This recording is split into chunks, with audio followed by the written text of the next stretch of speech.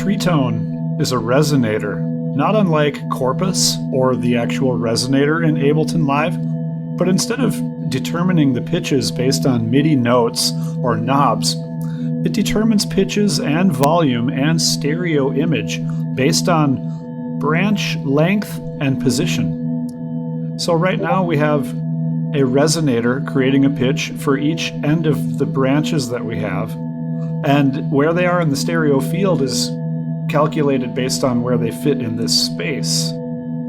The density of the notes, or pitches I should say, is determined by the shape. And you can see there's some predetermined shapes here, but each time I click on one of these, I'll get a new instance or a new kind of random smattering of harmonics. Right now it's not in key, so we can go ahead and try some of these different shapes, and we're just going to hear some different droning harmonies. Let's try a similar shape, but with more branches.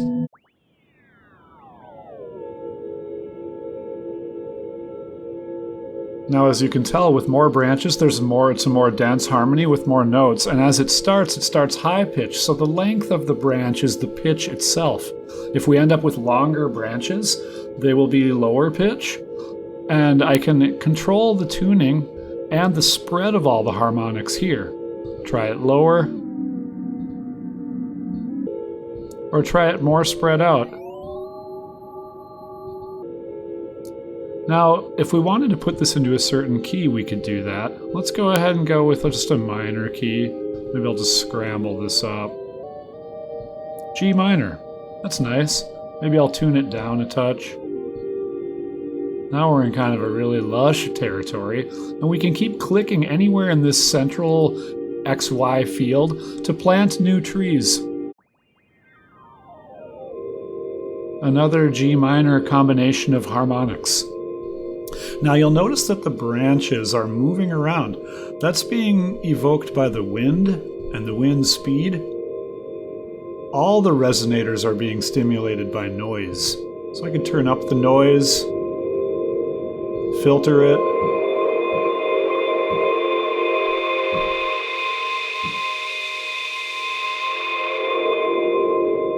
I can even adjust the bandwidth or the through amount. So if I turn through up, I'm just going to hear the noise by itself, unresonated.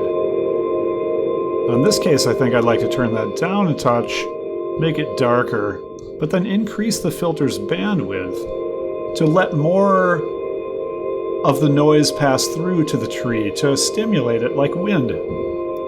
Now the wind itself has speed, an amount of motion. So when I turn up this amount of motion, this is allowing the wind to blow to varying degrees. And when I turn up the speed, you can even hear it start to wobble, almost like tremolo. It's got a nice amount of randomness to it though, which I really like. I'm going to go with nice and slow and a subtle amount of wind modulation with a nice darker sound.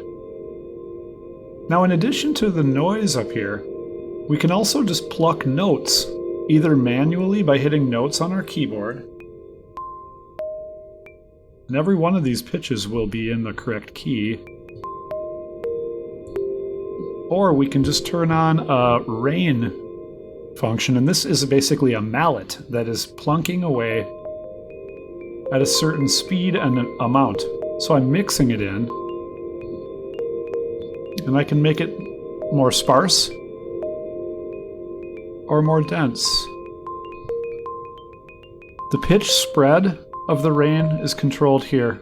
So now look, they're all staying close in pitch, or now I'm bouncing greater distances on the keyboard. And this is the central tune. It's going to be tempered to the key, so right now it's staying around G. Go a little lower in pitch there for fun. And now I have a little filter control as well for the mallet. So if I want the mallet, or the raindrops if you will, to be darker, I can control that as well. Wow, huh? Yummy. Let's try a new shape. So this is probably the most lush of all of them, but let's try a large cluster on the end of a branch, or maybe a trunk if you will.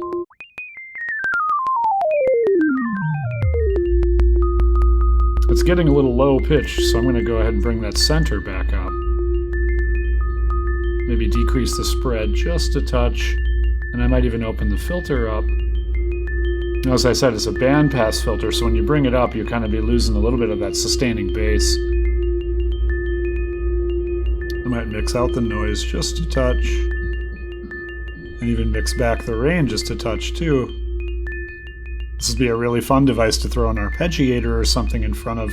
You could just turn all this stuff all the way down and just play those resonators like it's a keyboard.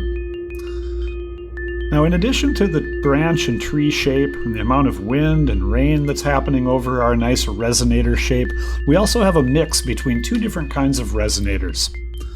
If you go up to the higher mix, this is a brighter, steeper pole resonator. I think it's 4 poles. In other words, 24 decibel per octave resonant filter.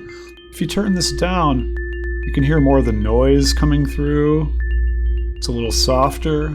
It's more of a 1-pole slope resonator, so it's going to preserve the natural harmonics or noise of the rain and the wind.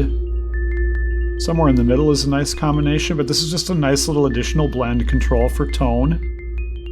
Let's try a new tree for fun.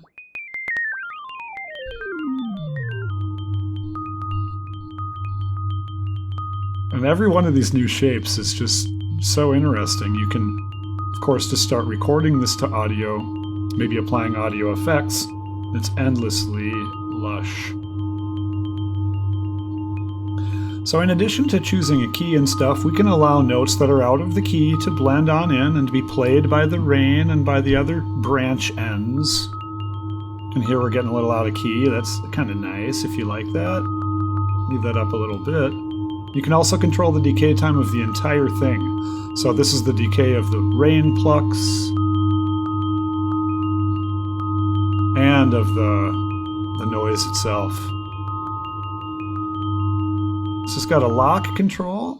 It's just going to freeze up whatever's going on. So if you have something you like, you can freeze it and get set up to record or capture. You could also automate that. And to top all this off, there's 2 additional function controls here. One of them allows you to use this just like a filter on an audio track. So maybe even instead of using the noise generator at all, or the rain generator, we could just receive this from a built-in input. I can choose the correct channel for my microphone here. And now when I speak, you can hear my voice triggering it. This filter will allow more of my original pitch to pass through, but at a band pass, now maybe I'll increase the decay time, and now I'm able to trigger this with my voice. I could run drums through this and do all sorts of fun stuff. Maybe I'll bring in some noise. And now I can blow on the tree, literally using my mouth.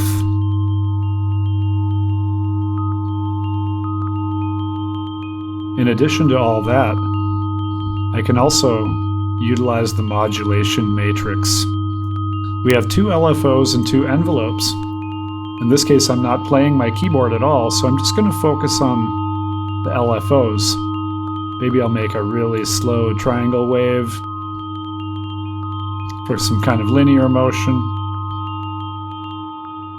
And I'll go to the routing, and now I can modulate all sorts of fun stuff. Let's have it do our filter bandwidth.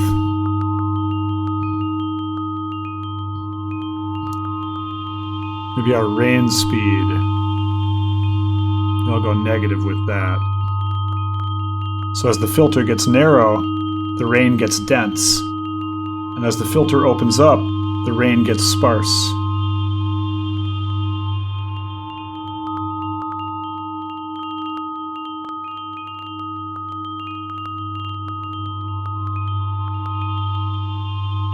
It's in here you can also determine if you're key tracking your mallet,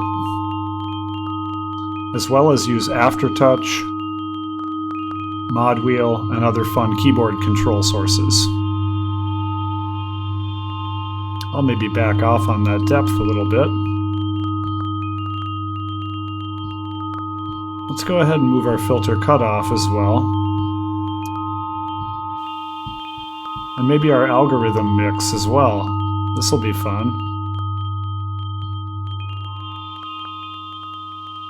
Go back to that LFO and maybe let those move around at subtly different speeds. Bias the speed down a little bit. Bring the pitch down a little of our rain. Darken that up a touch. Narrow the filter a tiny bit. Increase the wind amount.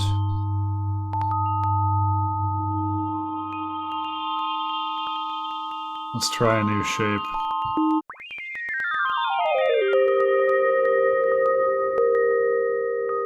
So this is Tree Tone.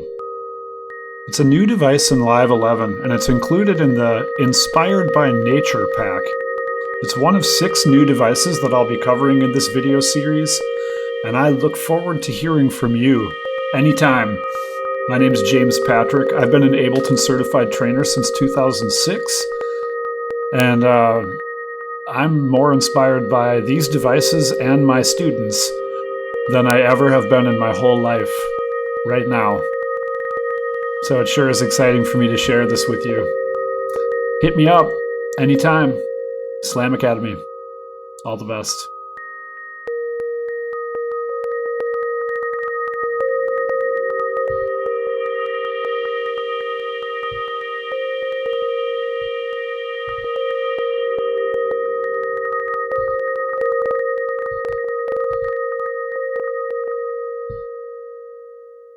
Slam Academy is the best place to learn how to create your own sound with Ableton Live 11. With more certified trainers than anywhere else and the lowest monthly subscription price ever, there's never been a better time to master the art of making music. Click this ad to visit our YouTube channel and get started today.